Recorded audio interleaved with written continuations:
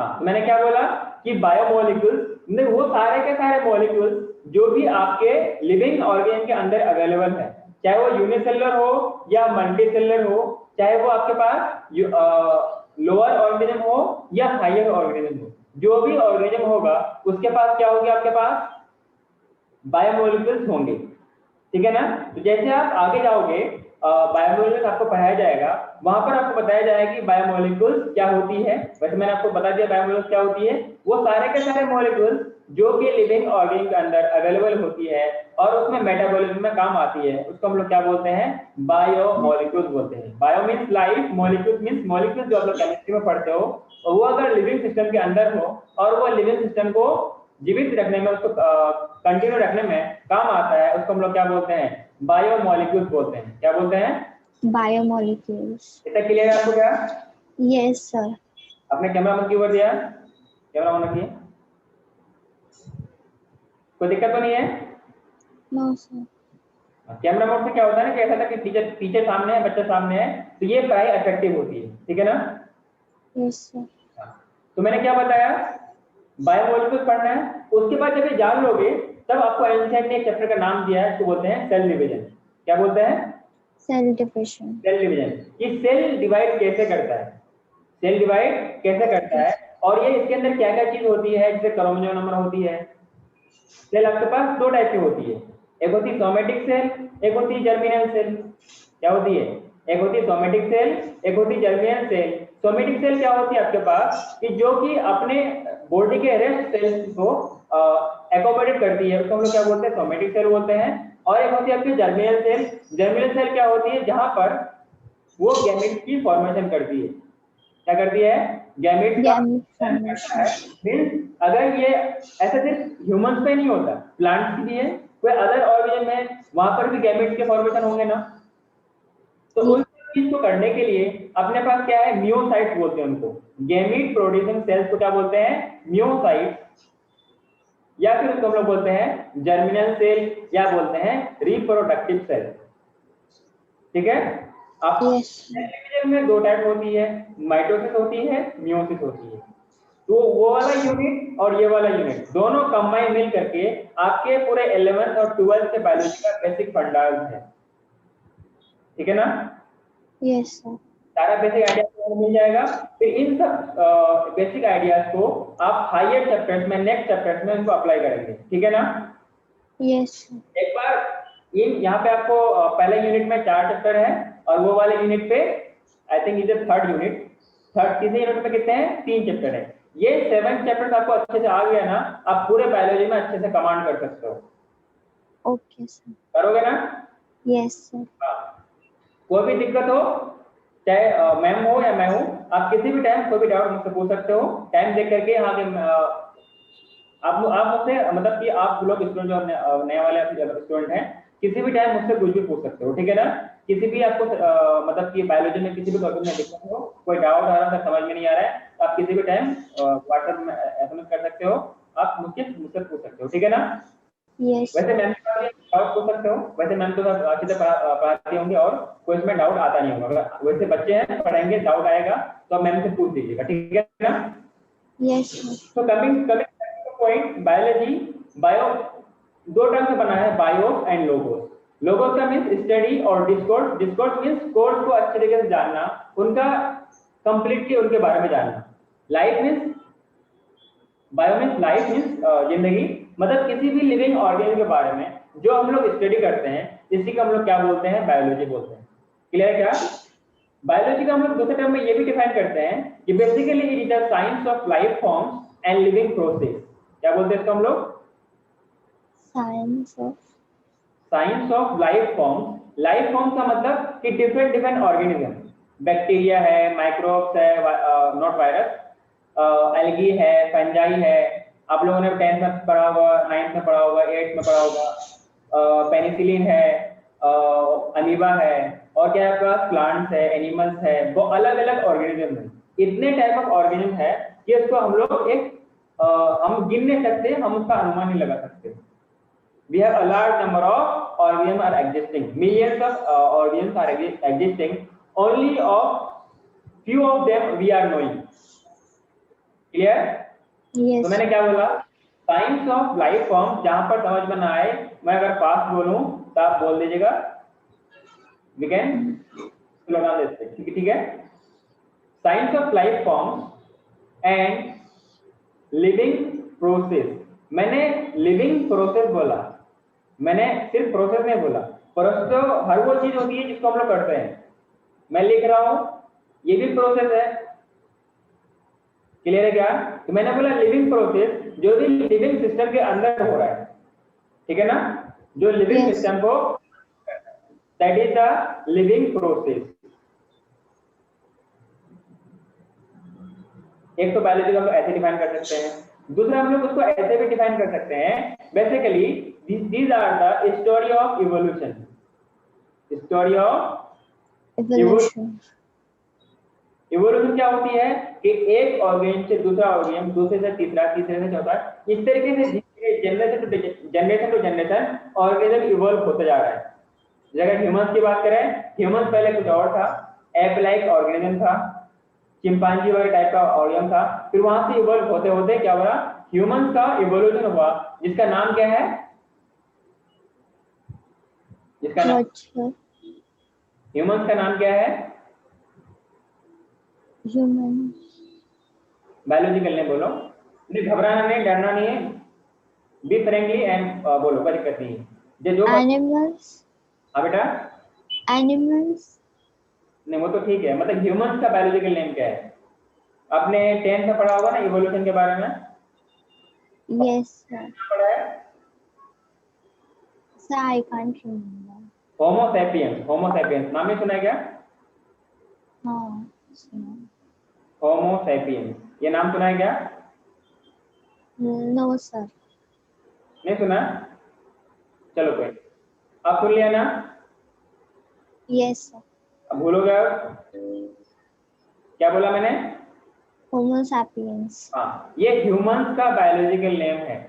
कोई आपसे पूछेगा कि बेटा आपका बायोलॉजिकल नेम क्या है, क्या बताओगे? Homo sapiens. हाँ, आपके कजन का नाम क्या है? Homo sapiens. जितने भी ह्यूमंस है ना, उनका नाम क्या है? Homo sapiens. Homo अभी sapiens. मैंगो का सीजन चल रहा है, मैंगो खाती है? What, sir? Mango, mango. Yes, sir. मैं इसको नेक्स्ट स्लाइड में लिखता हूँ। मैंगो आप यूज करते हैं, मैंगो खाते हैं क्या? अच्छा फ्रूट है, फलों का राजा है, बचपन से पढ़ते आ रहे हैं ना, फलों का राजा क्या होता है? Mango. आम होता है ना, हिंदी में बोलते हैं Yes. फलों का राजा क्या है? आम होता है, ठीक है ना? तो मैंगो का नाम क्या होता है? Mangifera indica. क्या हो रहा है? मैंजीफेरा। Mangiferi. ये नाम सुना है आपने क्या? No, sir. ये आम मैंगो का नाम है, इसको बोलते हैं बायोलॉजिकल नेम। क्या बोलते हैं? Biological name.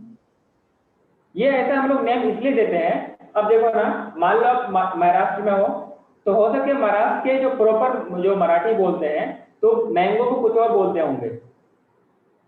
बोलते हैं क्या? क्या बोलते हैं मुझे नहीं पता, आपको पता है क्या? Amba.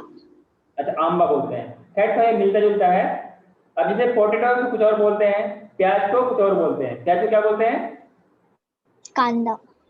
कांदा। जब मैं फर्स्ट टाइम सुना था तो मुझे पता नहीं क्या किसे कांदा किसे बोलते हैं, ठीक है ना, क्योंकि मैं मुझे मराठी आती नहीं है, ठीक है ना? Okay. तो क्या होता है कि इसी चीज को ये समझने के लिए, अब ये बात अलग है, किसी आप सब्जी वाले से पूछोगे कि आप मुझे मैंजीफेरा इंडिका दे दो, तो आपको मैंजीफेरा इंडिका क्या देगा? हो सके दो चार थप्पड़ लगा देगा आपको, ये क्या बोल रहे हो, या फिर ये बोले कि आप ज्यादा अंग्रेज बन रहे हो। तो मतलब कि उसको नहीं पता होगा, लेकिन जहाँ पे आप जैसे स्टूडेंट अवेलेबल होंगे, जो लोग पढ़ते हैं उनको पता होगा। दुनिया में कोई जगह तो है नहीं जहाँ पे लोग पढ़ना नहीं आता होगा, ठीक है ना? तो इसलिए हम नाम ऐसे देते हैं, किसी भी ऑर्गेनिज्म का बायोलॉजिकल नेम इसलिए होता है ताकि वो एक ही नाम से पूरे यूनिवर्स में जाना जाए। आप पूरे यूनिवर्स में किसी भी कोने में चले जाओ, उसको ये बताओगे कि मैंजीफेरा इंडिका क्या है, अगर वो पढ़ा लिखा इंसान है, मीन्स उसने बायोलॉजी पढ़ा है या पढ़ी है, ये बताएगा कि बेटा ये मैंगो को हम क्या बोलते हैं? मैंजीफेरा इंडिका बोलते हैं, ठीक है ना? लेकिन आप जाके आंबा बोलोगे या आम बोलोगे तो समझ में नहीं आएगा उसको, कभी भी नहीं आएगा, क्योंकि हर चीज का रीजन के हिसाब से, कंट्री के हिसाब से सब किसी का नाम अलग अलग होता है। फॉर एग्जाम्पल मैंने लिया तुर्की के बारे में, तुर्की में कुछ और बोला जाता होगा, उनकी लैंग्वेज हमें समझ में नहीं आती और हमारी लैंग्वेज उन्हें समझ में नहीं आएगी, ठीक है ना। तो ये डिपेंड,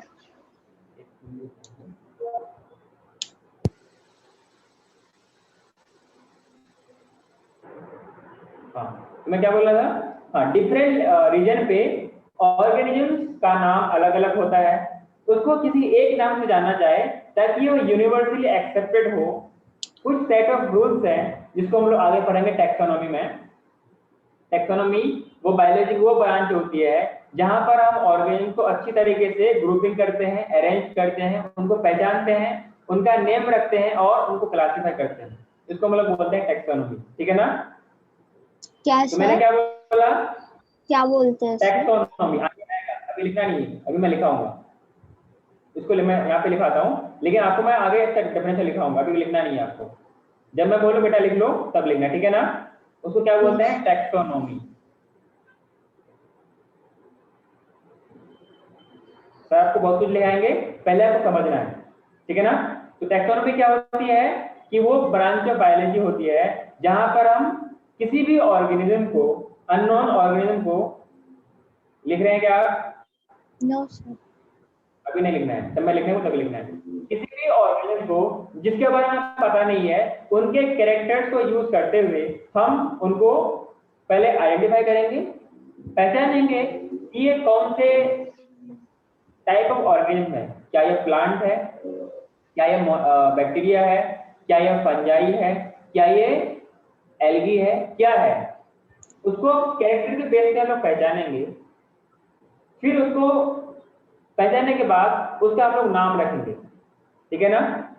जब नाम रखेंगे, नाम रखने के बाद उनको हम लोग फिर प्लेस करेंगे कि किस लोकेशन में, किस प्लेस में एग्जिस्ट कर सकता है। फॉर एग्जांपल मान लो आपका बोर्ड में कुछ 10th बोर्ड में कुछ अच्छा सा मार्क्स आया। अब ऐसा होता है ना कि मार्क्स के बेसिस पे बच्चों को हम लोग अलग अलग ग्रुप में रखते हैं। अब जो अच्छे बच्चे हैं, जो टॉपर्स वाले हैं, उनको ग्रुप 1 में रख दिया, जो एवरेज वाले हैं ग्रुप 2 में रख दिया, और जो बिलो एवरेज है उनको ग्रुप 3 में रख दिया, ताकि हम उसको उसके हिसाब से मेहनत करके उसको सबको एक जो क्लाइमेक्स लेवल है यहां तक पहुंचा सके, ठीक है ना। नहीं आता है कोई बात नहीं, लेकिन हमारा काम क्या है, हम पढ़ाते हैं, सिखाते हैं और फिर सबको यहां तक पहुंचाते हैं। तो इसके लिए हमें कम मेहनत करना पड़ेगा, इसको हमें सिर्फ सपोर्ट करने की जरूरत है कि हाँ बेटा ऐसे नहीं ऐसा होता है, जब वो भटक जाए हमें उसको सही रास्ता दिखाना है। ग्रुप 2 वाले ऑडियंस है, थोड़ा सा हमें मेहनत करना पड़ेगा, थोड़ा सा हमको अच्छे तरीके से और पढ़ाना पड़ेगा। और ग्रुप 3 वाला है कि इनको थोड़ा सा और अच्छे से पढ़ाना पड़ेगा और इनके पीछे हमें लग के रहना पड़ेगा। हमने इसको मार्क्स के वाइज पे इनको ग्रुप में डिवाइड किया, तभी तो इसके बारे में हम लोग जान पाए, ठीक है। ग्रुप वाइज इनको हमने डिवाइड किया, क्लासिफाई किया, क्लासिफाई करने के लिए क्या लिया हम लोगों ने, मार्क्स लिया। तो ऑर्गेनिज्म में अलग अलग तरीका लिया जाता है, अलग अलग कैरेक्टर्स दी जाती है, जिनकी वजह से हम लोग इनको क्लासिफाई करते हैं। पहले क्या करेंगे, आइडेंटिफाई करेंगे, फिर क्या करेंगे, नोमेनक्लेचर। आइडेंटिफाई का मतलब पहचानना, आइडेंटिफाई का मतलब पहचानना। फिर नोमेनक्लेचर का मतलब क्या, नाम का रखना। जैसे अब ह्यूमंस है ना, ह्यूमंस में जब बच्चा पैदा होता है, किसी के घर में बेबी का बेबी का बर्थ हुआ, अब उसका नाम रखा जाएगा ताकि वो किसी स्पेसिफिक नाम से जाना जाए। अब मैं बोलूंगा उसका नाम क्या है, होमो सैपियंस।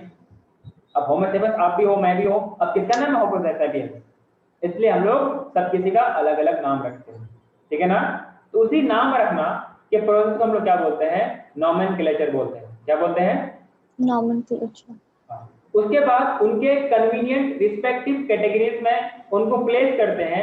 इसी प्लेसिंग, इसी कन्वीनियंट कैटेगरीज में रखने को हम लोग क्या बोलते हैं, क्लासिफिकेशन बोलते हैं। सारा चीज दोबारा आएगा, मैं लिखाऊंगा, सिर्फ मैं आपको समझाने के लिए बताया, ठीक है ना। तो coming back to the our point, हम लोग कहां पढ़ते हैं, हाँ स्टोरी ऑफ इवोल्यूशन। हम लोगों ने यहां से बहुत आगे चला गया। मैंने क्या बोला, story of evolution of living organism, living organisms on earth, इसको क्या बोलते हैं? बायोलॉजी बोलते हैं, ठीक है ना? जल्दी से इनको लिखिए आप। Yes sir. ये तो नहीं था, ये चैप्टर का नाम भी सब कुछ नहीं लिखना है आपको, एक मिनट, ये सब कुछ नहीं लिखना है, सिर्फ चैप्टर का नाम लिखना है, उसके बाद फिर नेक्स्ट स्लाइड वाला पॉइंट लिखना है, ठीक है ना? Sir done. हो गया? ये नहीं लिखा है। नहीं, पहले वाला कुछ नहीं लिखना था, उसमें आपको ये हेडिंग लिखना था। लिखा सर। हाँ, आप अगले ये वाला लिखो।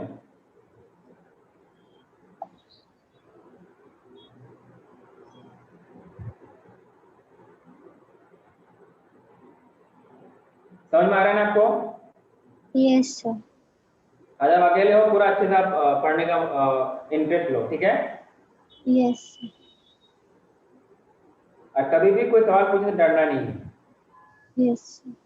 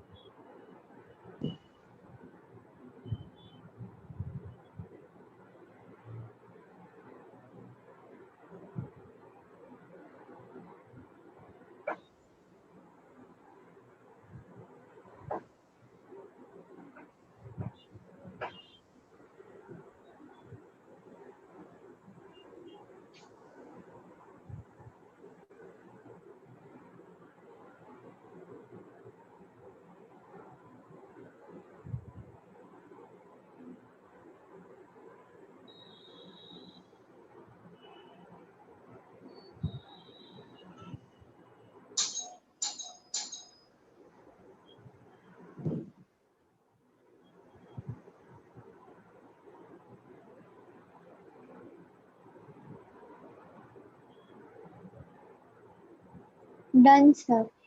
हो गया? ये लिखना नहीं है। वैसे आप एक पॉइंट देके ना, एक एरो देके लिख सकते हो कि मैंगो का बायोलॉजिकल नेम, एक ये लिख सकते हो। और ह्यूमन का होता है होमो सैपियंस।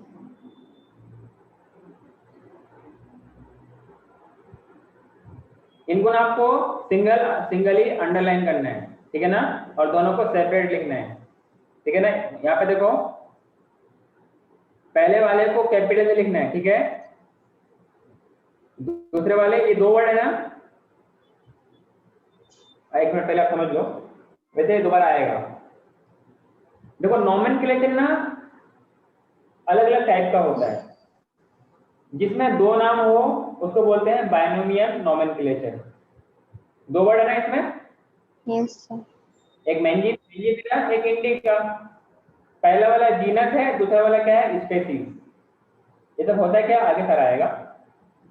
तो इसको हम लोग क्या लिखते हैं? पहले वाले का, पहले वर्ड के पहला लेटर को कैपिटल लिखते हैं, दूसरे वर्ड के पहला लेटर को, मतलब सारा का सारा स्मॉल ही होता है, सेपरेटली लिखते हैं और इसको सेपरेटली अंडरलाइन भी करते हैं।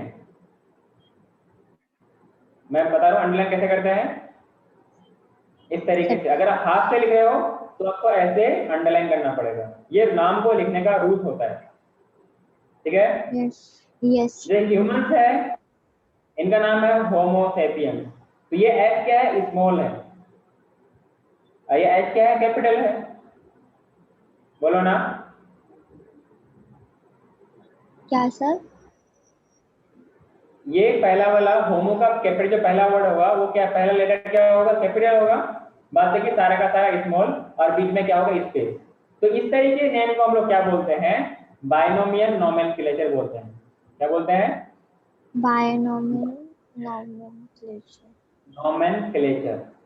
नोमेनक्लेचर का सिंपल मतलब नाम रखना, ठीक है ना? यस। हाँ, जैसे आप लोग केमिस्ट्री में पढ़ोगे नोमेनक्लेचर, केमिस्ट्री में पढ़ोगे ना IUPAC में, वहां पे आप ऑर्गेनिक कंपाउंड के नेम रखोगे, जैसे मीथेन है, इथेन है, क्या क्या उसका नाम कैसे कैसे रखेंगे, ब्यूटेन है, पेंटेन है, इनका नाम कैसे कैसे रखोगे फंक्शनल ग्रुप के एडिंग होने के हिसाब से। आप लोग केमिस्ट्री में मोल कंसेप्ट खत्म हो गया क्या? नहीं, चालू है। अच्छा, अभी आपका पहला क्लास हुआ है अभी ना? हाँ, अभी आपने कल ही ज्वाइन फर्स्ट किया है। है? हाँ आपने कल ही ज्वाइन किया क्या? हाँ। हाँ, कोई नहीं, आपको बैकअप मिल जाएगा, ठीक है ना? यस। अच्छे से समझना, मोल कंसेप्ट बहुत जरूरी है पूरे फिजिकल केमिस्ट्री को समझने के लिए। यस। हाँ, तो मैंने क्या बोला, ये बायोलॉजिकल जो नेम है, यहाँ पे दो वर्ड है, इसको बोलते हैं हम लोग क्या, बायनोमियल नोमेनक्लेचर होता है। क्या बोलते हैं? Binomial nomenclature. नोमेनक्लेचर। एक बार बोलो, मैंने क्या बोला? Binomial binomial. नोमेन। आपने पढ़ा है ना पॉलिनोमियल मैथ्स में? Yes sir. वैसे ये polynomial, sorry it is binomial. Yes. हाँ, और नोमेनक्लेचर तो पता ही कि इसका नाम रखने का प्रोसेस क्या बोलते हैं, नोमेनक्लेचर बोलते हैं। एक होता है यस। 3 वर्ड वाला, एक क्या होता है 3 वर्ड वाला, जिसमें यहाँ पे 2 वर्ड है ना, वहां पे 3 वर्ड आएंगे, उसको बोलते हैं ट्राइनोमियल नोमेनक्लेचर। क्या बोलते हैं? Trinomial nomenclature. वहां पे 3 वर्ड आएंगे, यस सर। एक पहला वाला जीनस आएगा, दूसरा वाला स्पेसीज आएगी, और तीसरा वाला क्या आएगा, सब स्पेसीज आएगा, ठीक है ना? तो आगे यस। आगे हम आगे पढ़ेंगे। ये तो था आपके पास थोड़ा सा बेसिक आइडियाज। फिर हम लोग ये जानते हैं कि जैसे कि पहले एंशियंट टाइम में जो पीपल्स एग्जिस्ट करते थे, अब उनका सिर्फ मकसद ये था कि हम लोग ह्यूमंस के बारे में जानें। मीन्स ऐसे ह्यूमंस, ऐसे अर्ली मैन जो कि सिर्फ और सिर्फ ह्यूमन के बेनिफिट के लिए काम करता था, और सिर्फ वो उसी के बारे में जानना चाहता था कि हम सिर्फ ह्यूमंस के बारे में ही स्टडी करेंगे। तो ऐसे लोग ज्यादा बायोलॉजी में कामयाब नहीं हो पाए, क्योंकि अगर आप किसी, अब इतनी सारी चीज में किसी आप एक ही चीज को आप जानना चाहोगे ना, तो आपको जानना मुश्किल होगा, क्योंकि आप उन सबको फिर अलग अलग नहीं कर पाओगे, क्योंकि कुछ कैरेक्टर्स सिमिलर वो एक दूसरे शेयर करते हैं। इसलिए अब हम अगर सबको अगर इंटररिलेट करके चलेंगे, सबको लेकर चलेंगे, तो हमको अपने को अच्छे से समझ में आएगा, ठीक है ना? यस। तो जो पहले के जो एंशियंट टाइम के पीपल्स थे, वो लिविंग और नॉन लिविंग को, जो उनके पास बेसिक नॉलेज था, उनके बेसिस पे वो इनको डिफरेंशिएट कर लेते थे कि कौन लिविंग है, कौन नॉन लिविंग है। क्लियर है क्या? Yes sir. हाँ, आपको एनसीईआरटी में एक टर्म मिलेगा, एंथ्रोपोसेंट्रिक। क्या मिलेगा? एंड इसका मतलब क्या होता है आपका, मुझे आपको पता नहीं होगा, वैसे आप ट्राई कर सकते हो। एंथ्रोपोसेंट्रिक, इसका मतलब क्या है? No idea? हाँ, लिखना नहीं, बस समझ लो, क्योंकि आपको एनसीईआरटी में टर्म मिलेगा। इसका मतलब ये होता है कि the scientist which are only and only interested in human and human के वेलफेयर। ऐसे साइंटिस्ट को क्या बोलते हैं? एंथ्रोपोसेंट्रिक व्यू बोलते हैं। क्या बोलते हैं? एंथ्रोपोसेंट्रिक। एंथ्रोपोसेंट्रिक, ठीक है ना? Scientist who only tries to know about only and only for humans, ऐसे साइंटिस्ट को हम लोग क्या बोलते हैं? एंथ्रोपोसेंट्रिक, ठीक है ना? यस। और ऐसे साइंटिस्ट ज्यादा कामयाब इसलिए नहीं हो पाए कि वो सिर्फ और सिर्फ ह्यूमंस के बारे में जानना चाहता है, क्योंकि जो एक अपने पास इन्वायरमेंट है, ये सबके living non living animals, plant और ह्यूमन सबके कॉम्बिनेशन से ही पूरा का पूरा एनवायरनमेंट बनता है। आपका भी कुछ रोल है, मेरा भी कुछ रोल है, प्लांट का भी कुछ रोल है, एयर का भी कुछ रोल है, सबका कुछ ना कुछ रोल है। इनमें से कोई एक हट जाएगा तो इकोसिस्टम डिस्टर्ब हो जाएगा, और जब इकोसिस्टम डिस्टर्ब होता है तो पूरा का पूरा एनवायरनमेंट ही खत्म हो जाता है, ठीक है ना? यस। इतना बात समझ में आया क्या आपको? Yes sir. हाँ, तो आगे बढ़ते हैं हम लोग। इसमें आप लोग कुछ लिखना था ना? ये वाला आपने लिखा था बाइनोमियल नोमेनक्लेचर? No, sir. जो स्क्रीन पर लिखा हुआ लिख लो। मैंजीफेरा का नाम क्या है? मैंजीफेरा इंडिका का नाम क्या है? Common name? Mango. Mango. Solanum tuberosum होता है, ये किसका नाम है? क्या? सोलेनम ट्यूबरोसम, नहीं मालूम? No, sir. ट्यूबरोसम, ये नाम है पोटैटो का। किसका है? Potato. यहाँ पर आलू को क्या बोलते हैं? Solanium tuberose. नहीं, कॉमन अपने घर में क्या बोलते हैं यहाँ पे महाराष्ट्र में? Batata. अच्छा, बटाटा। हाँ, एक सर थे वो बता दें कि हाँ महाराष्ट्र में बटाटा बोलते हैं। तो इसका मैं नाम बोलने के लिए सिखा रहा हूँ, सोलेनम ट्यूबेरोसम। बोलना। Solanum tuberosum. आपने वो पढ़ा है ना पोटैटो में ट्यूबर के बारे में? जो पोटैटो में बल्ब लाइक सेक्शन निकलता है ना, क्या बोलते हैं? ट्यूबर तो बोलते हैं ना उसको, ट्यूबेरोसम। बोलो ना, Tuberosum. Solanum tuberosum. एक होता है सोलेनम मेलोंजेना, एक क्या होता है? सोलेनम मेलोंजेना। इसमें हम लोग ब्रिंजल के बारे में बात करते हैं। किसके बारे में? ब्रिंजल के बारे में। बोलो ना, ब्रिंजल, ब्रिंजल बैगन। ओके। ये सारे नाम हम लोग जब हम लोग नेमिंग करेंगे ना, जब हम लोग पढ़ेंगे स्पीशीज के बारे में, वहां पर कुछ लिखाया जाएगा, कुछ नाम। एक होता है सोलेनम नाइग्रम। मकई का नाम, मकई का नाम सुना है आप लोगों ने क्या? मकई, क्या सर? मकई, मकई, मकवाई, ये प्लांट होती है। No sir. चलो भाई, ये नाम को बात, ये नाम नहीं सुना है? मैं कुछ दूसरा नाम बता रहा हूँ। वीट का नाम सुना है? नो। Wheat, wheat. उसका बायोलॉजिकल नेम नहीं पता नहीं, मुझे। वो मैं बता रहा हूँ, मेरा काम है ना, वो अभी तक तो सीखना है सारा चीज। अभी तक का नहीं, आपने पहला कदम ही रखा है। इसका नाम क्या होता है बताओ? Triticum aestivum. बोलो, ट्रिटिकम एस्टिवम। आप मॉर्निंग में फ्री हो क्या? फ्राइडे को, सैटरडे को? क्या सर? सैटरडे को मॉर्निंग में फ्री हो आप? Yes sir. उस टाइम भी एक अपना सेम क्लास चलती है, same topic same class. Okay sir. अगर आप नॉन इंटीग्रेट हो तो आप, अगर आपका टाइम उस टाइम है तो आप उस टाइम भी ज्वाइन कर सकते हो, अगर उस टाइम फ्री हो तो। नहीं सर, अभी स्कूल नहीं है ना, अगर स्कूल होती है तो फिर तब स्कूल रहेगी तो आप सुबह। नॉन इंटीग्रेट हो, इंटीग्रेट में हो? Non integrated. नॉन ना? हाँ, तो आप लोगों को स्कूल की वजह से शाम में क्लास रखा गया है।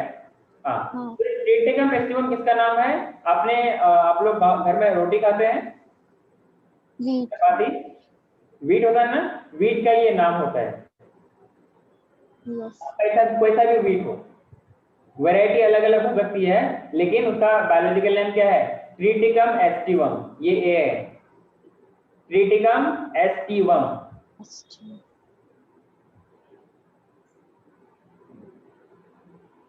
एक बहुत फेमस नाम है जो विंटर्स में जनरल मिलते हैं। आपने पी का तो नाम सुना होगा, मटर। Yes sir. इसका भी नाम नहीं पता? बताओ, बोलो। Pisum sativum. Yes sir. Pisum sativum. आप लोग 10th में पढ़ा होगा, यस सर पढ़ा। मेंडल, मेंडल के चैप्टर में। Yes sir. कोई बोलेगा कि यहाँ पे नहीं, ये लास्ट में एम है। कोई बोलेगा इतना सारा नाम याद कैसे करोगे यार? तो बोलना कि बायोलॉजी हम याद नहीं करते हैं, हम इनको बार बार पढ़ते हैं। क्या करते हैं? बार बार इनको हम लोग रिपीट करते हैं। यस। मैं जब बोल रहा हूँ मुझे कैसे पता? एक बार पढ़ने से तो आ नहीं किया, मुझे कितने बार बोलना पड़ा होगा, तब जगह मैं बोल पा रहा हूँ ना। यस। कितना इजीली मैं नाम ले रहा हूँ, आपको लेने में दिक्कत हो रहा है क्यों? कि आपके लिए आप ये फर्स्ट टाइम सुन रहे हो। Yes sir. दूसरी बार सुनोगे, तीसरी बार सुनोगे, बोलते रहोगे, सारे नाम याद हो जाएंगे। Yes sir. ठीक है ना? पहले मुझे मैंजीफेरा इंडिका का स्पेलिंग भी नहीं आती थी, अब तो इजीली लिखता हूँ। क्यों? कि मैंने इनको बार बार पढ़ा है, बार बार लिखा है, तो पढ़ते भी है, लिखते भी है। और जो चीज याद नहीं होती है उनको हम लिख लिख के पढ़ते हैं। Simple idea. रटोगे तो भूल जाओगे। यस। अब ऐसा होता है, हम इसको एक बार देखेंगे, 2 बार देखेंगे, 3 बार देखेंगे। अच्छा, यहाँ पे मैंने एक टर्म लिखा था एंथ्रोपोसेंट्रिक, इसका मतलब लिख लो, मैं बोलना चाहूँ। एंथ्रोपोसेंट्रिक का मतलब होता है The scientists who are interested. बोलो। The scientists who are only and only interested in studying about humans. Very good. Scientist who aims to know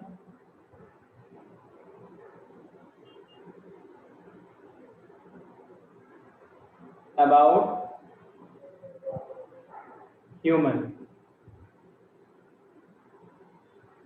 लिख लोगे ना? Scientist who aims to know about humans, इसको हम लोग क्या बोलते हैं? Anthropocentric. एंथ्रोपोसेंट्रिक। इसका लिखिए क्या?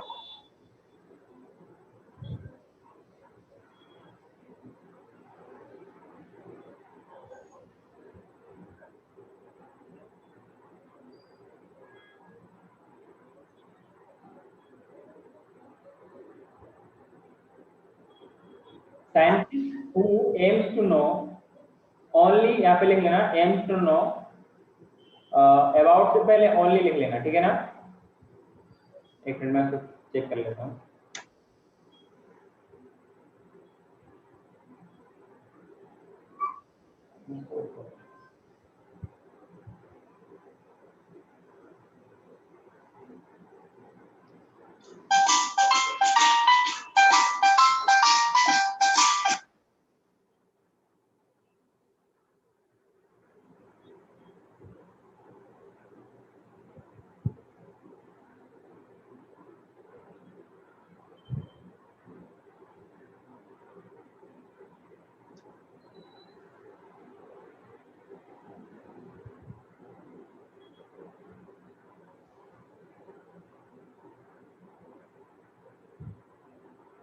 और एनसीईआरटी की लाइन आपको अच्छे से पढ़नी है।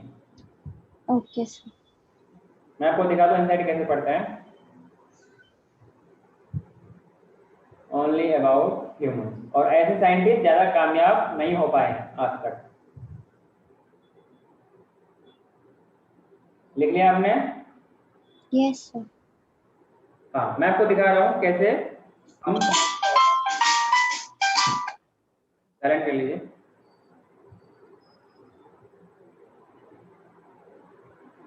दिख रहा है आपको ये? लिख लिया सर। ठीक है, कुछ पॉइंट्स लिखना होता है समझने के लिए, साइड में लिख देते हैं। ठीक है, जहां पर जो पॉइंट है उसको अंडरलाइन करके, पेंसिल यूज करना जरूरी नहीं, आप पेंसिल भी कर सकते हो। जैसे मैं इधर मुझे कुछ पॉइंट लिखना है, ये मेरा सारा पॉइंट इधर लिख दिया हूँ, इस तरीके से लिखा हूँ। ठीक है ना? तो बुक सर आपने बुक प्रेजेंट नहीं की है। हाँ बेटा, बुक प्रेजेंट नहीं की है आपने। नहीं, मैं आपको कैमरा से दिखा रहा हूँ। कैमरा में देखो, आप चेक, उसको चेंज करो।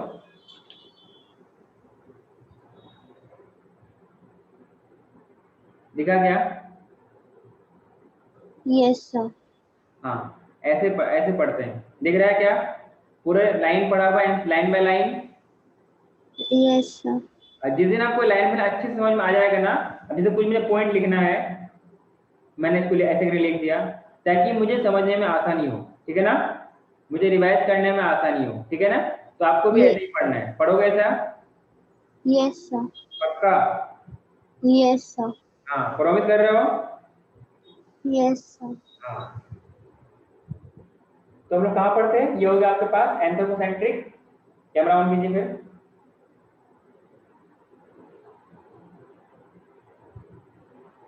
एनसीईआरटी आपको लाइन में अच्छे से पढ़नी है, मतलब आपको फील होना चाहिए कि एनसीईआरटी के हर एक लैंग्वेज अच्छे से आती है, बेखौफ निडर होकर रहो कि हाँ कोई दिक्कत नहीं। आपको एनसीईआरटी आ गई तो आप 90 क्वेश्चन में से 85 के आसपास कर लो। और 85 का मतलब होता है कितना? बोलो।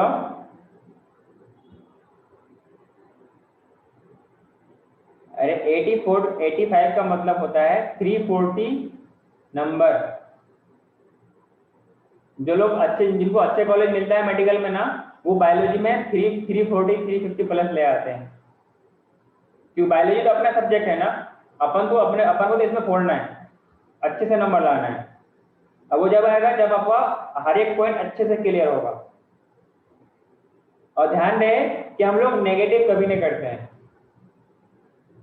नेगेटिव वो करें ना जिनको नहीं आता है, हमें आता है तो हम नेगेटिव क्यों करें? ठीक है ना? ये पूरा आपने लिख लिया? माइक ऑफ है आपका।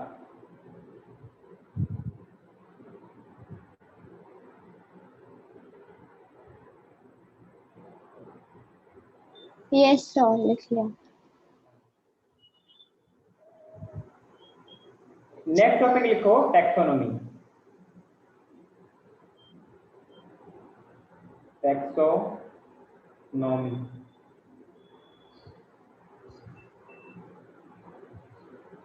टैक्सोनॉमी क्या होती है? कुछ आइडिया है आपको? Yes, sir. बोलो। जो भी मतलब जो भी एनिमल्स को उनके कैरेक्टर अकॉर्डिंगली ये किया जाता है, डिस्टिंग्विश किया जाता है अलग अलग ग्रुप्स में, उसे टैक्सोनॉमी। चलो कोई नहीं, गुड, अच्छी बात है। तो इस पे लिखते हैं हम लोग सिस्टमेटिक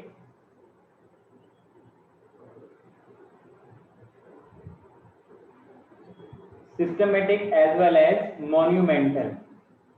मॉन्यूमेंट होता है ना, कितना अच्छे तरीके से डिकोरेटेड होता है, यस और नो? मॉन्यूमेंट जो होते हैं, जैसे ताजमहल, ये क्या है? मॉन्यूमेंट है ना? Yes sir. कितना अच्छे तरीके से वो डिकोरेटेड होती है। मॉन्यूमेंटल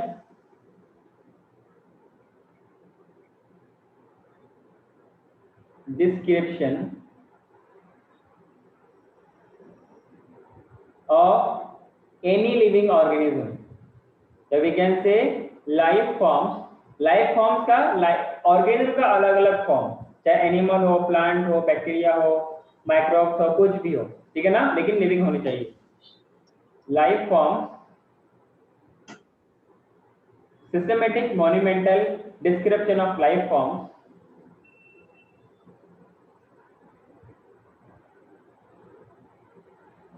in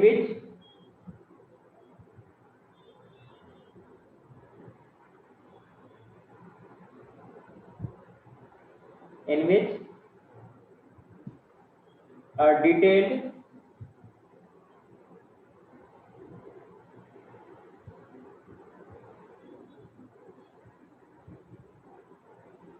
system of, मैं इनको हाईलाइट करके लिख रहा हूं, identification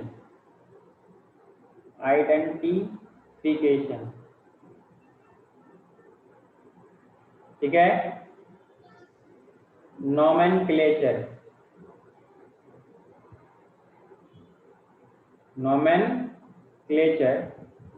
and classification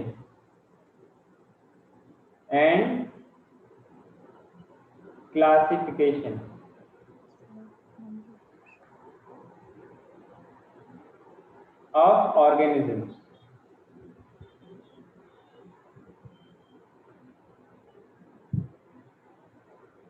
is called taxonomy।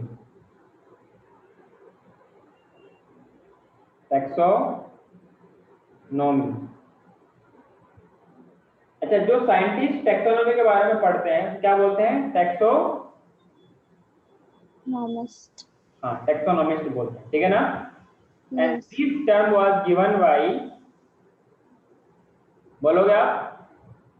I don't know. I don't no.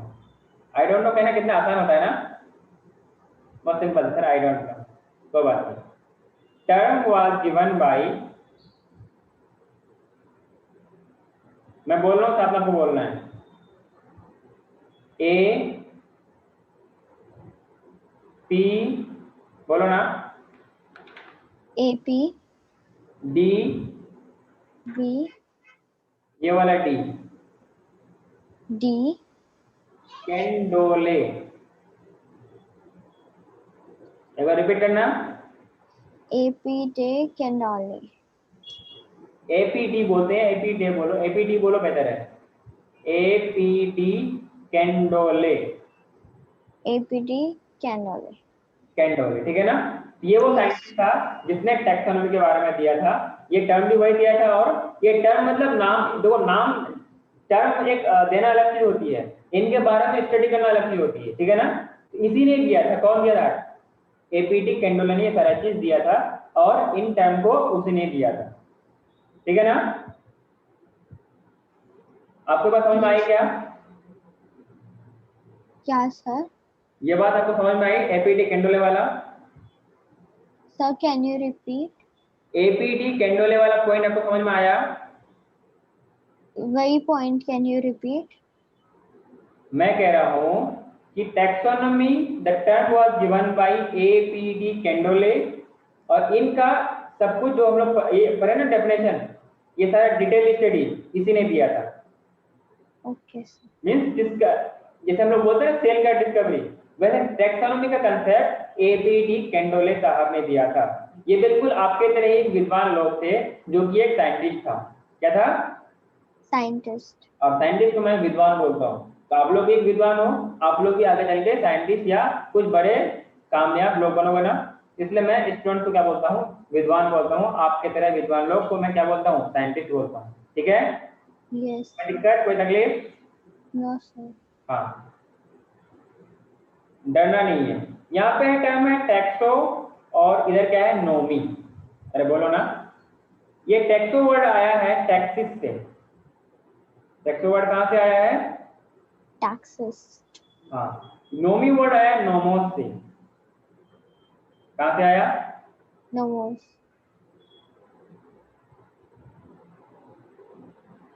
Nomos से आया।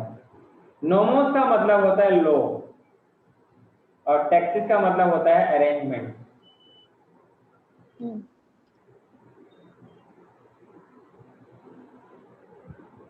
एक काम करते हैं, इसको थोड़ा मैं अरेंज करता हूँ। टैक्सिस का मतलब होता है अरेंजमेंट,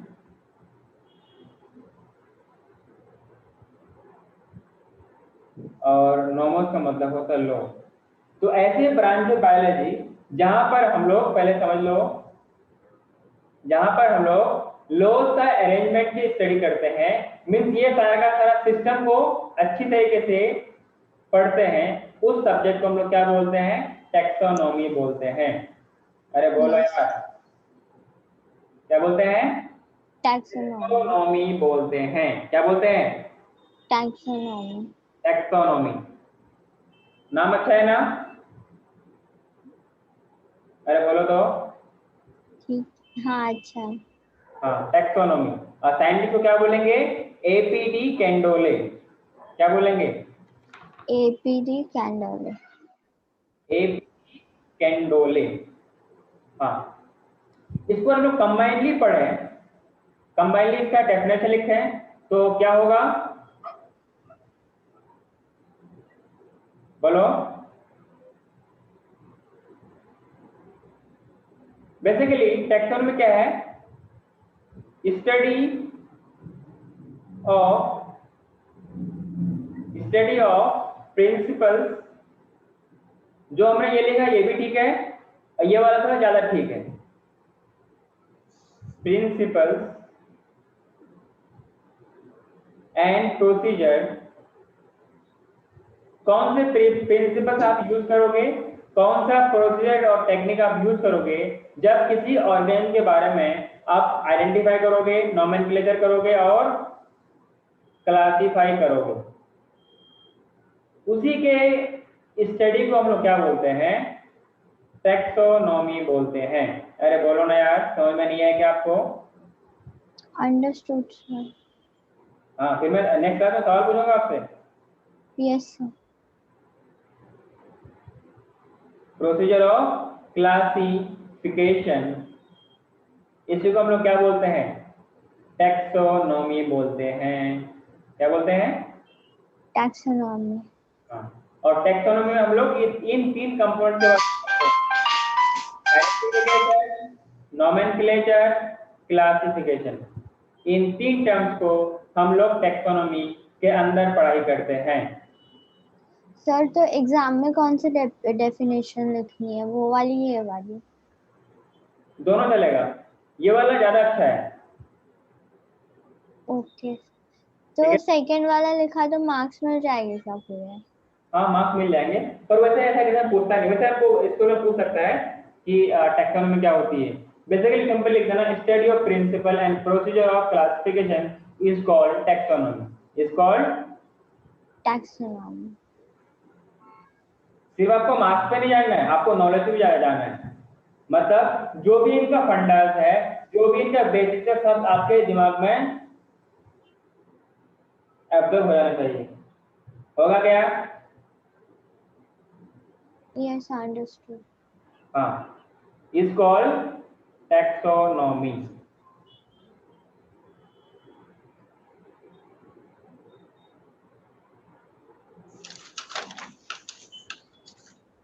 तो हम लोगों ने एक ये लिख लिया, ये भी लिख लिया, ठीक है? ये पूरा हो गया आपका। हाँ। और टर्म कौन दिया है, इसमें थोड़ा कुछ नाम है, आपको ध्यान नहीं। आपको लीनियस का नाम आएगा, कैंडोले का नाम आएगा, अर्नेस्ट मेयर का नाम आएगा, अर्नेस्ट हैगल का नाम आएगा। ये सब कुछ नाम आपको यहाँ ध्यान रखना है, ठीक है ना? तो अपने रिस्पेक्टिव क्लासेस में इनको मैं आपको बताऊंगा, ठीक है? यस। टर्म मैंने यहाँ पे लिखा है सिस्टमैटिक, थोड़ा इसको डिफाइन कर लें।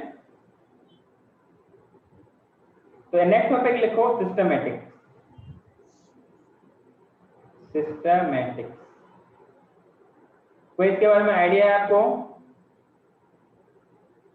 Yes sir. बोलो, क्या आइडिया है?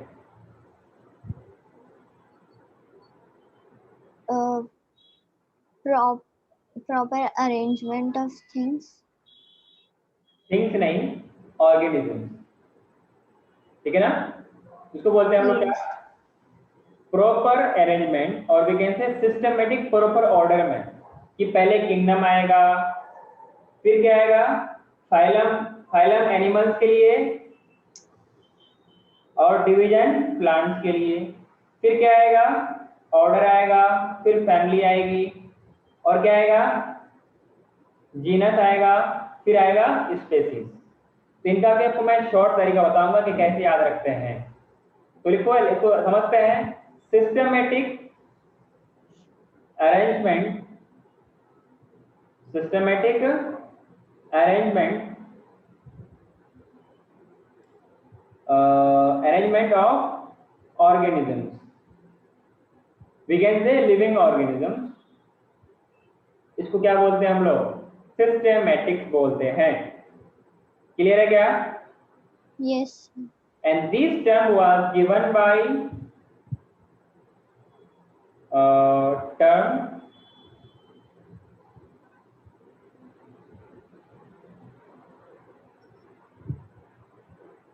बहुत अच्छी जगह पे है, और ये आप ऐसी जगह पर है जहां पर आपको बायोलॉजी का डाउट्स के लिए 24/7 आपके सर हमेशा अवेलेबल है। This is the only biology teacher, and the only coaching in which we are providing, मतलब मैं सिर्फ बायोलॉजी की कर रहा हूँ क्योंकि बायोलॉजी का इम्पोर्टेंस मुझे पता है।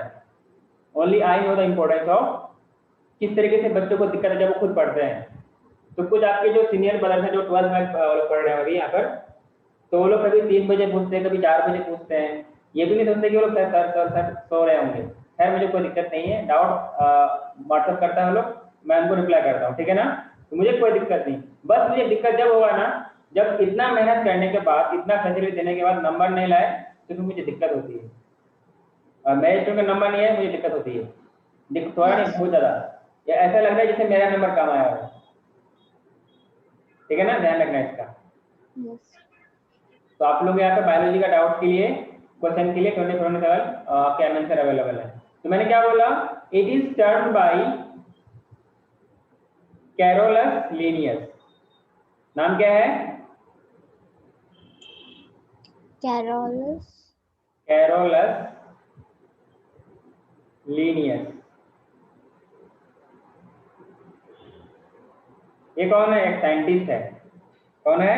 आपके तरह एक विद्वान इंसान है जिसने इस तरीके का टर्म को दिया, सिस्टमैटिक। जो अभी हमने कुछ देर पहले नाम पढ़ा था ना, बायनोमियल नोमेनक्लेचर, वो वाला टर्म भी इसी ने दिया था। तो हम लोग उसको बाद में पढ़ेंगे कौन सा टर्म, और नेक्स्ट कौन सा टर्म किसने दिया था।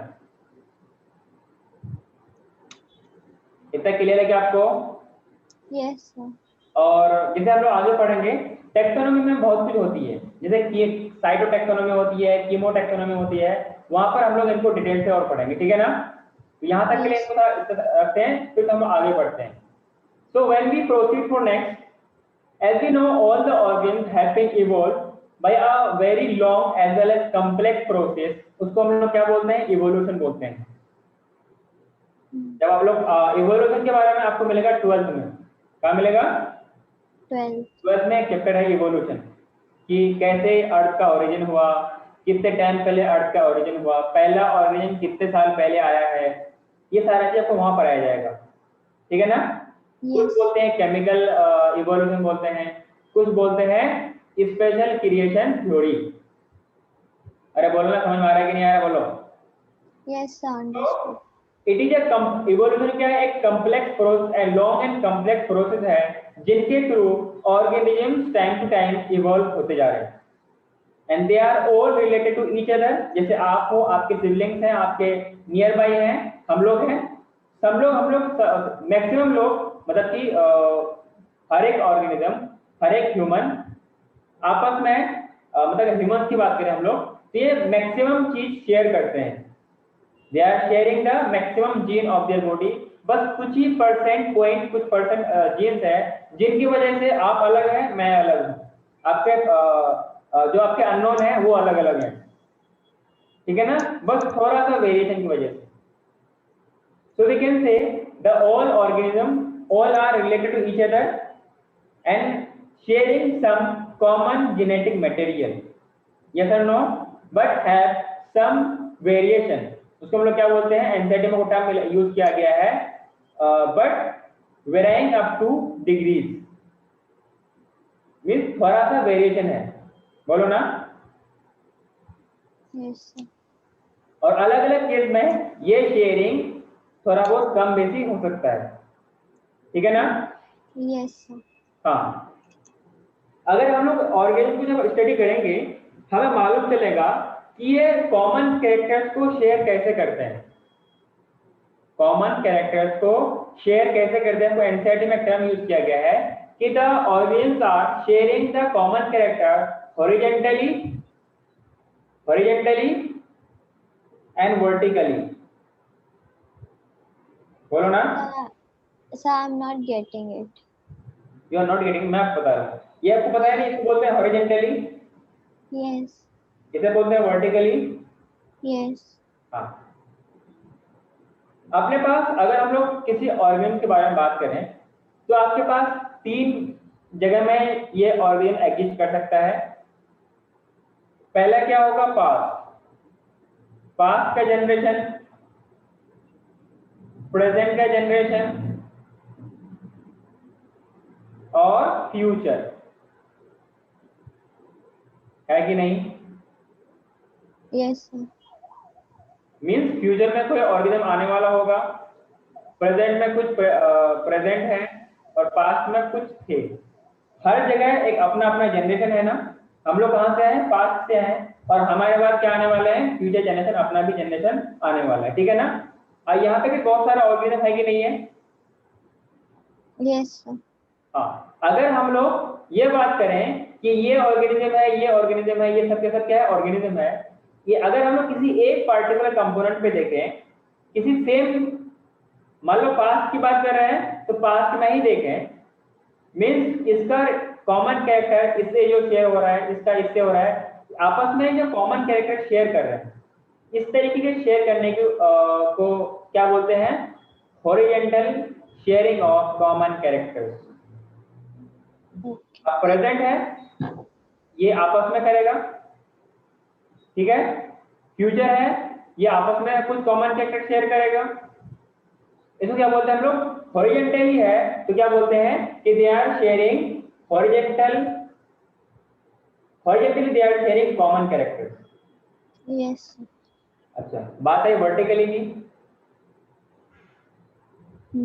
Got it sir. इधर आया, प्रेजेंट से कुछ इधर आया, अरे बोलो ना, got it sir.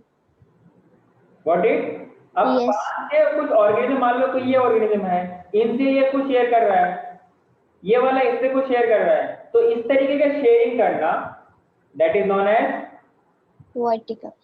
vertical sharing. So organism, they are sharing their common characters, similarities among different organisms, among living organism, both horizontally as well as vertically. क्या कुछ समझ में आया क्या आपको? Yes sir. हाँ, इसमें पॉइंट आप लिख लो, शेयरिंग ऑफ कॉमन कैरेक्टर्स। जब आप एनसीईआरटी पढ़ोगे और आप लोगों को पैकेज ग्रुप में आपको पैकेज मिला होगा, देखना, ठीक है ना? क्या सर? ग्रुप में कब ऐड हुए आप? सर मैं ग्रुप में नहीं ऐड हुई हूँ अभी तक। अच्छा, ग्रुप में ऐड नहीं है ना? नहीं। हाँ, तो आपको ऐड कर दिया जाएगा, ठीक है ना? तो ग्रुप में अच्छा, ग्रुप में आने के बाद आपको तो उसमें नया नंबर दिख जाएगा, तो उसमें आप मुझे वैसे मैं ग्रुप में दोबारा शेयर कर दूंगा, ठीक है? वहाँ पे आपको बुक का जो मटेरियल है उसका पीडीएफ मिल जाएगा।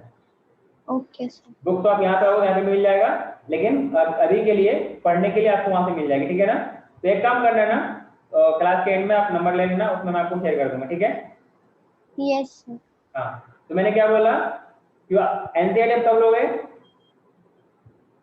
एनसीईआरटी ले लूंगी सर, अभी डाउनलोड कर लूंगी पीडीएफ और देख लूंगी। पापा को बोल बुक दूंगी। कब लोगे? क्या? बुक फिजिकल बुक सर ले लूंगी कल या ठीक परसों। है ना? आज कल में ले लेना, आज तो खैर मुश्किल है, कल ले लेना, ठीक है? बुक हाँ। नहीं है, बायोलॉजी को बहुत इंपॉर्टेंट है। तो मैंने क्या बोला, sharing of common characters,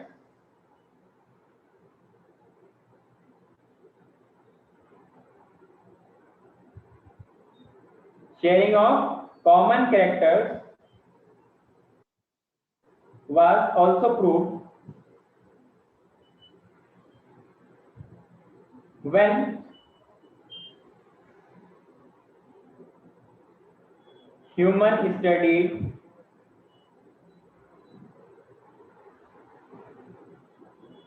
the similarities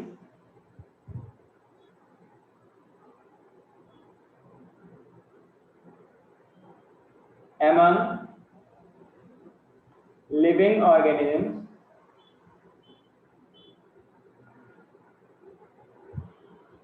both horizontally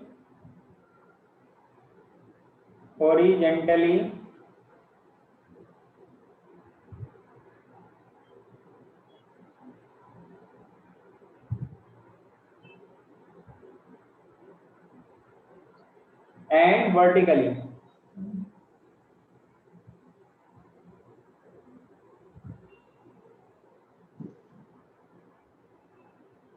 ठीक है?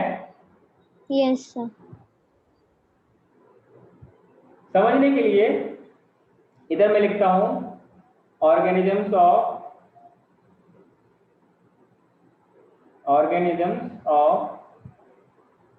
ये पास्ट का है, ये प्रेजेंट का है, इधर ये फ्यूचर का है, इधर ये क्या है, पास्ट। क्या ये बात आपको समझ में आई क्या? Yes sir. पक्का? Yes sir. कोई डाउट तो नहीं है? No sir.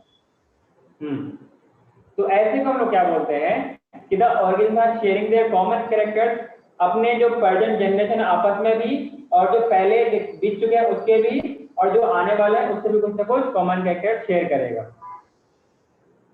क्या इतनी बात आपको क्लियर है क्या? Yes sir. हाँ। सो ये था आपके पास थोड़ा सा बेसिक आइडिया लिविंग के बारे में। मैं आगे बढ़ूं क्या?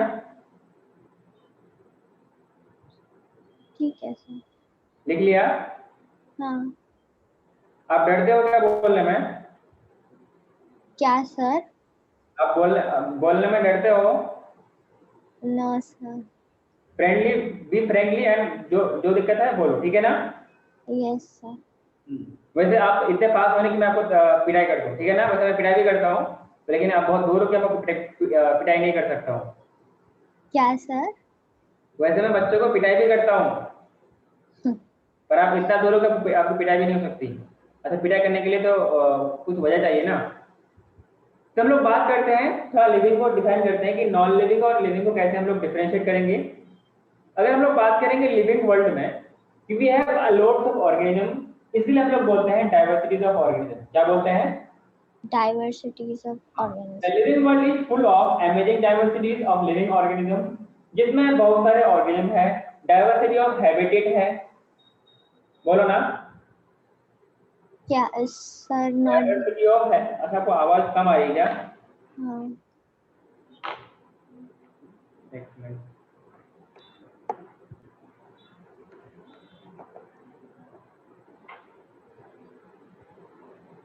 अब ठीक है? Yes sir. Now is it clear? Yes sir. Hello. Yes sir, now it's clear. एक minute. Hello. Yes sir, now it's clear. तो हम लोग कहाँ पढ़ते? लिविंग वर्ल्ड में थे ना। एक तो आपने वहां पे चैप्टर का नाम लिखा था, यहाँ पे एक टॉपिक लिखना है, द लिविंग वर्ल्ड।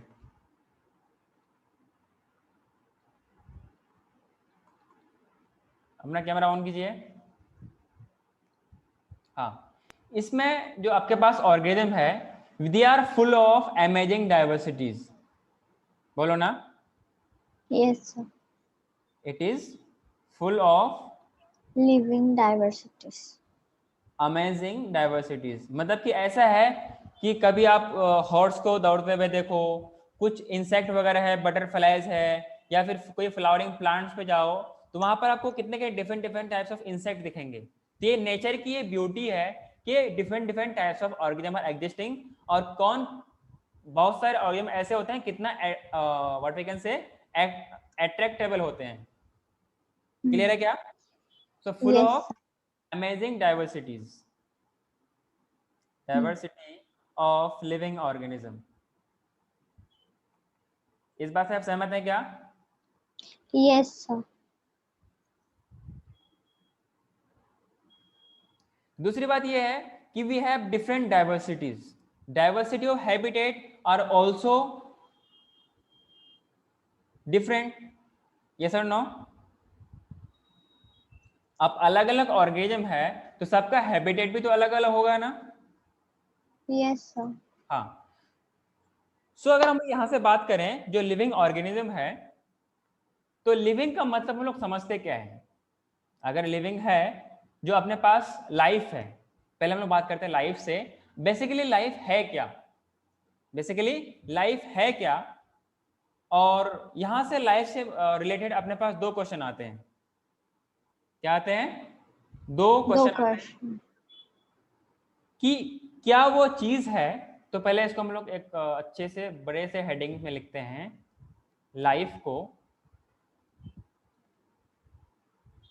लाइफ लिखने के बाद 3-4 फुल स्टॉप दे देते हैं, मतलब फुल मार्क्स, क्वेश्चन मार्क दे देते हैं, ठीक है ना? Yes sir. Question mark. फिर बात करते हैं, यहां से आपके पास दो क्वेश्चन बन सकता है, पॉसिबिलिटी दो है। पहला क्वेश्चन क्या है कि what is the things that are oppose to be non living. बोलो ना। क्या वो चीज है जो लिविंग और नॉन लिविंग को डिफरेंशिएट करता है? ठीक है, तो पहला क्वेश्चन क्या आ सकता है आपके पास? what living is as opposed to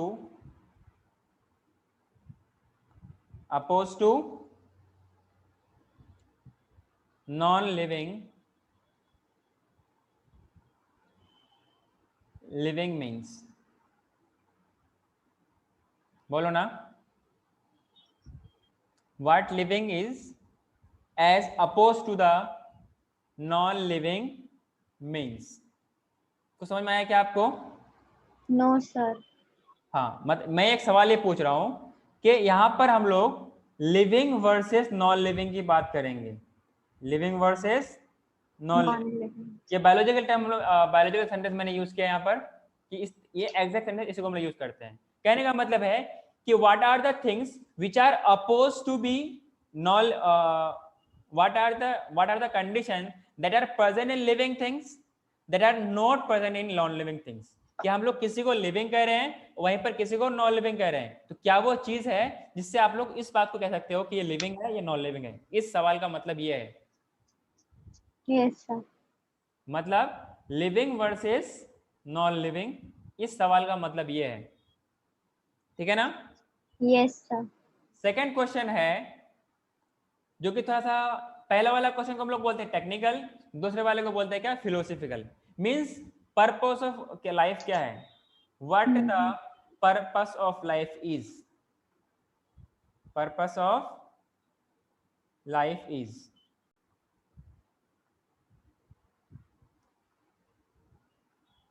सो आपके एनसीईआरटी ने तो इसको एक्सप्लेन किया है, पर उसने इसको यूज किया नहीं है, मींस इसको उसने एक्सप्लेन किया नहीं है।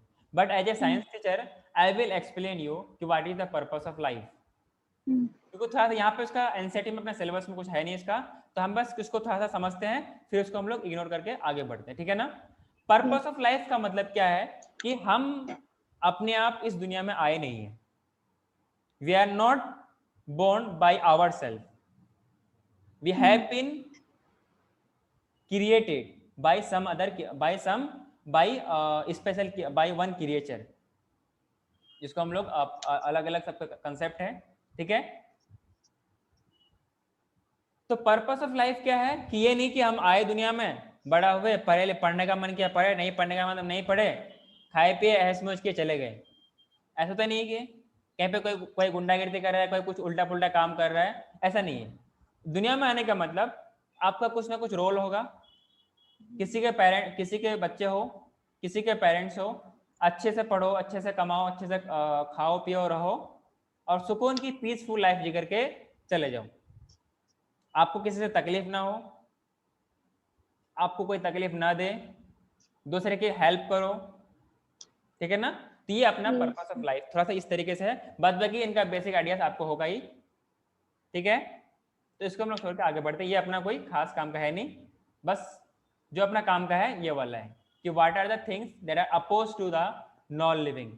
यहाँ पर ये द है, देन नहीं है, ठीक है क्या?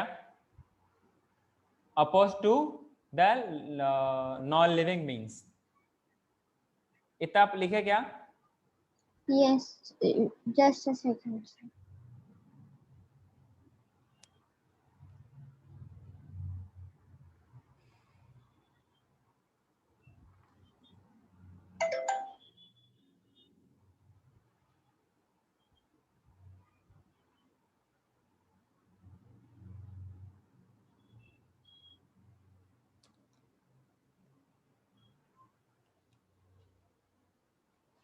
Done sir. Thank you. तो यहाँ पर हम लोग इसको नहीं, इसकी हम लोग बात नहीं करेंगे। ये कोई यहाँ पे थ्योरी, कोई अपना सिलेबस का सब्जेक्ट नहीं है, कोई मतलब नहीं है इसका बनता है यहाँ पर।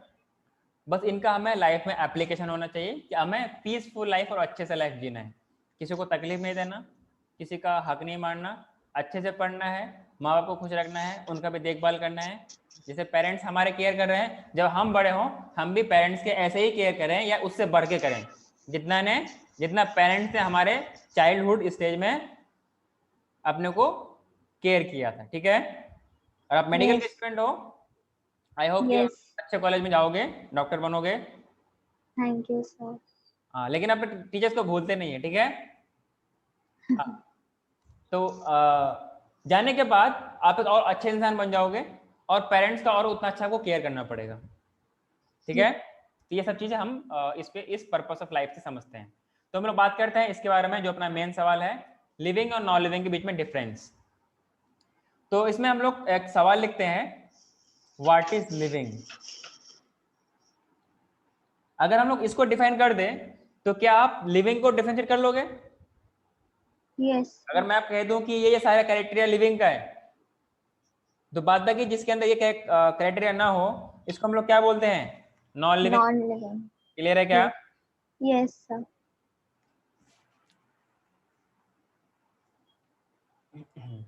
What is living?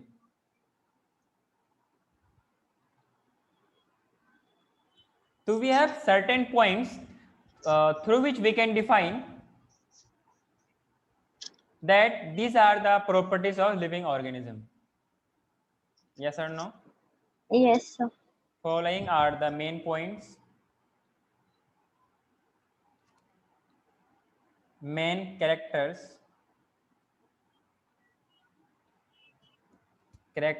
of living.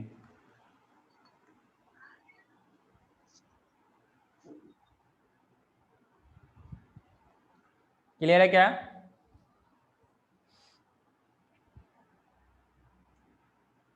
बोलो।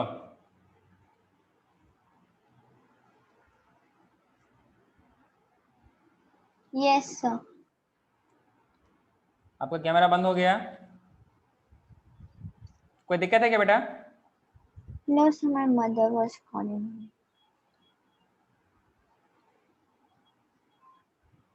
दूसरा है रिप्रोडक्शन। तीसरा है आपके पास मेटाबॉलिज्म।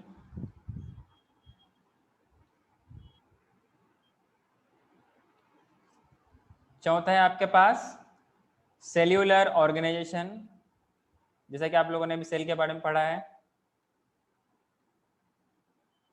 ऑर्गेनाइजेशन।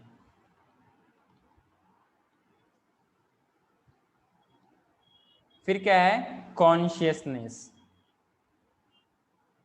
कॉन्शियस। ये आपके पास 5 फैक्टर्स है जो कि लिविंग का कैरेक्टर्स है। क्या है? लिविंग बीइंग्स का कैरेक्टरिस्टिक्स कह सकते हैं। जो पहला वाला जो 2 है आपके पास ना, इसको हम लोग कहते हैं नॉट डिफाइनिंग फीचर्स।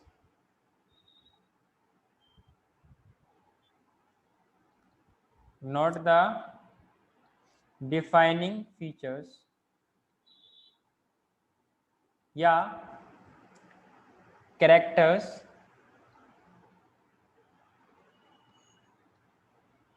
या फीचर्स। डिफाइनिंग फीचर्स नहीं है। अभी मैं कुछ देर बाद बताऊंगा कि डिफाइनिंग फीचर्स होता क्या है। सर बट ग्रोथ क्यों नहीं है डिफाइनिंग? पहले हम लोग लिख लें फिर समझेंगे। यस। ये सारा अभी अपन को सारा एक्सप्लेन करना है अभी ना, इसको इतना आसानी से जाने थोड़ा देंगे। इतनी देर से इसी को पढ़ने के लिए, तो इसी को समझने के लिए तो इतना मेहनत किया हम लोगों ने।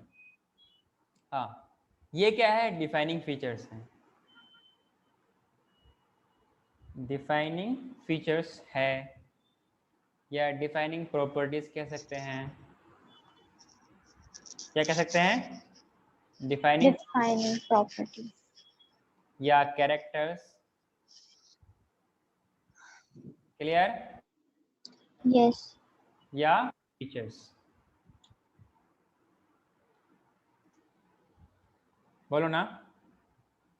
Yes sir.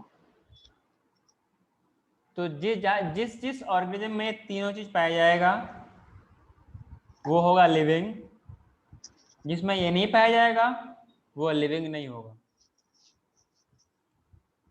एक मैं आपको डेफिनेशन लिखाता हूं, मेरे ख्याल से उस डेफिनेशन से आपका कुछ डाउट क्लियर हो जाएगा।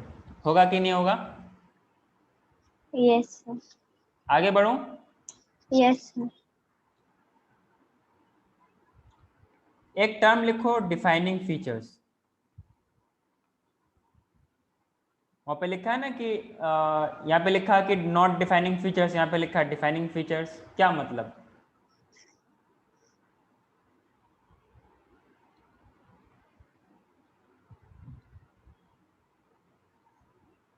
पढ़ने में मजा आ रहा है क्या? Yes sir. अच्छा लग रहा है? Yes sir. अच्छा है, बहुत अच्छा। अच्छा है, बहुत अच्छा है। वो तो मुझे मालूम चलेगा जब आप मेरे सवाल के जवाब दोगे। यस। हाँ, आज तो मैं सवाल नहीं पूछूंगा, नेक्स्ट क्लास में सवाल पूछूंगा। Okay sir. तैयार होके आना। यस। हाँ, तो मैंने बात किया डिफाइनिंग फीचर्स। देखो एक टर्म होती है कैरेक्टरिस्टिक फीचर्स। इधर मैं लिखता हूं कैरेक्टरिस्टिक फीचर्स, लिखना नहीं है, कैरेक्टरिस्टिक फीचर्स। फीचर्स।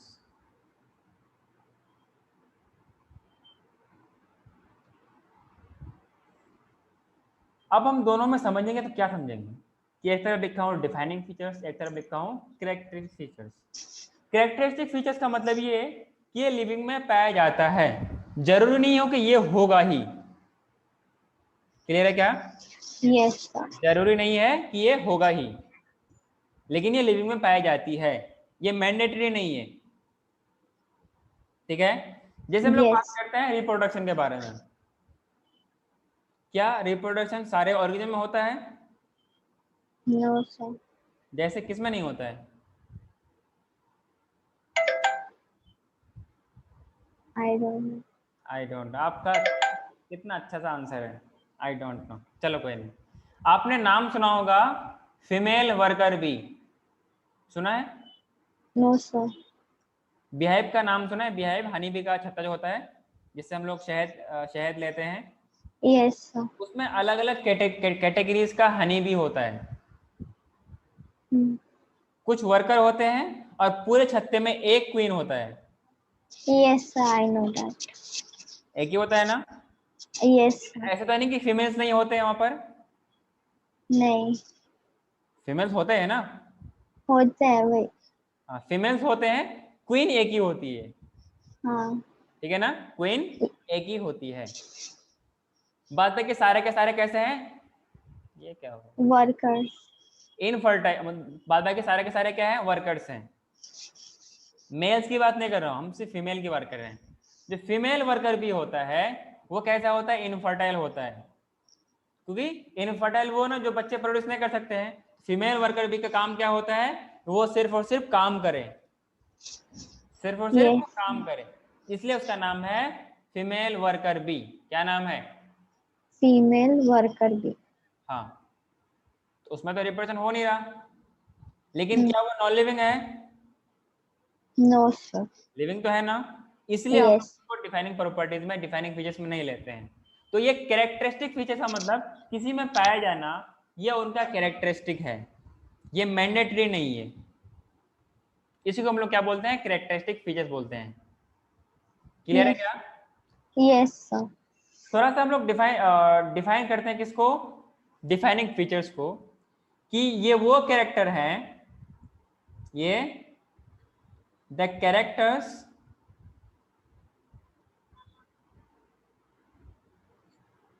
लिखो, the characters which has no exception. ये बहुत बड़ा पॉइंट है, बहुत इंपॉर्टेंट पॉइंट है।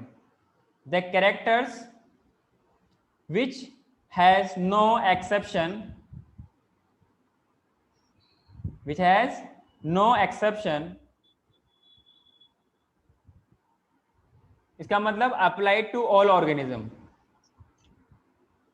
applicable to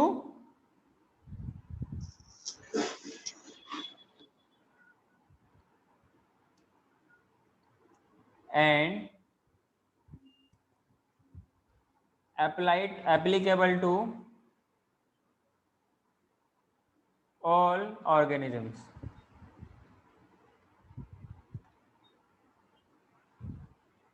applicable to all organisms, इसी को हम लोग क्या बोलते हैं? Defining features. is called defining features।